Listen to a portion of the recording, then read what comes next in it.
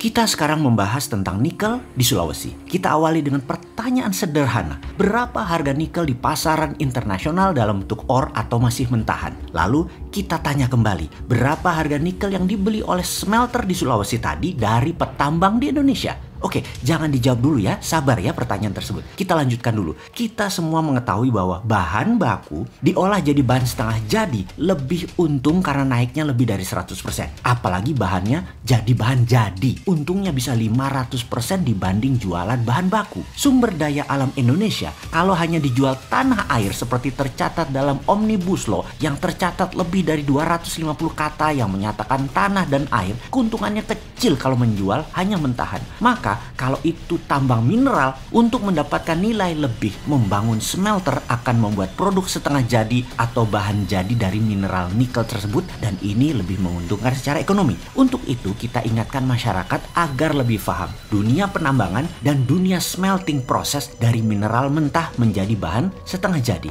Kita ambil contoh tidak nikel dulu ya, sabar ya, tapi sebuah perusahaan yang dikatakan smelter dalam tanda petik di Gresik yang memproses 1 juta metrik ton per tahun koper konsentrat dari Freeport. Kita juga harus ingatkan satu lagi, Freeport itu tambang tembaga, copper mining. Yang bilang Freeport itu tambang emas iku sopo? Mana emasnya? Lah yang diekspor koper konsentrat kok, yang dihasilkan koper tembaga. Jadi Freeport tambang tembaga karena hasil yang didapat dari pajak negara saat ini adalah mengekspor tembaga. Wes, rausah kakeran takon ya. Wes, kita lanjut. Sekali lagi, Freeport adalah tambang tembaga. Tambang ya bukan manufaktur, bukan pabrik, bukan smelter. Pabrik, smelter bukan ranah penambangan atau pertambangan, tapi ranah industri. Jadi smelter itu adalah industri. Smelter adalah pemrosesan mineral mentah menjadi bahan jadi atau bahan setengah jadi. Kembali ke benda yang dikatakan pabrik di Gresik yang katanya smelter untuk koper konsentratnya Freeport. Diproseslah koper tadi jadi anoda slime dan ini diekspor ke Jepang. Oke, sebentar ya, biar paham lebih detail lagi. Anoda slime tadi apa sih? Kok nggak diteruskan prosesnya? Kok nggak di refining? Maka jawaban saya sebagai orang yang baru 20 tahun main di dunia smelter dan pertambangan adalah ya memang bukan smelter itu pabrik, hanya blister doang, misain impurities atau mineral yang tak berguna menjadi bentuk anoda slime. Yang mana ketika dikirim ke pabrik di Jepang, anoda slime tadi diurai sampai proses refining atau pemurnian, barulah dimanufaktur di Jepang tadi. Keluarlah produk akhir yaitu emas, platinum, bahkan ada uranium. Yang mana ketika dikirim ke pabrik Jepang, anoda slime tadi diurai dari 1 juta ton terdapatlah 20-40 ton per tahun emas. Platinum antara 10-15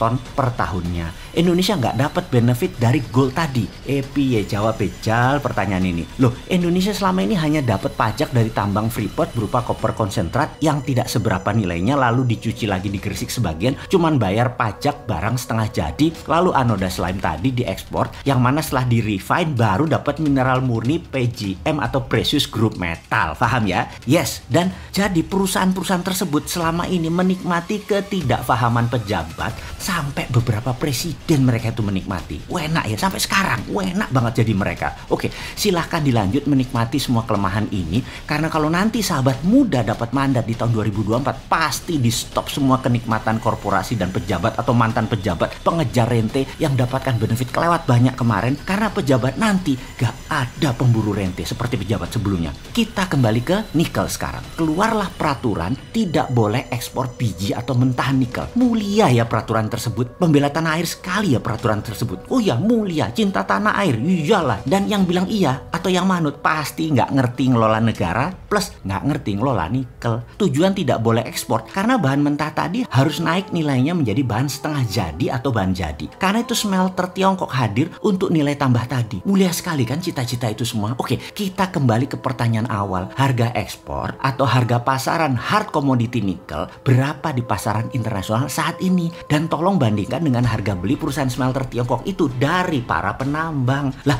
kok lebih murah harga beli smelter Tiongkok tadi dibandingkan harga internasional? Kalau gitu kita ekspor saja. Oh, tidak boleh. Sudah dikunci dengan aturan undang-undang yang disahkan DPR, wakil rakyat loh yang mengesahkan. disahkan atas usulan pemerintah. Sekali lagi, wakil rakyat yang mulia dan pejabat yang mulia yang mengatakan untuk rakyat memutuskan ini tidak boleh ekspor mentah nikel. Walaupun harga internasional lebih mahal, harus dibeli perusahaan lokal Indonesia, tapi pemiliknya si Tiongkok. Jadi inilah yang terjadi saat ini di dunia penambangan nikel. Semoga saya salah lagi di dalam menganalisa, karena bener deh, jangan sampai ada yang komentar sebegitu bodohnya pejabat negara dan wakil rakyat atau pura-pura bodoh. Toh rakyat tidak paham.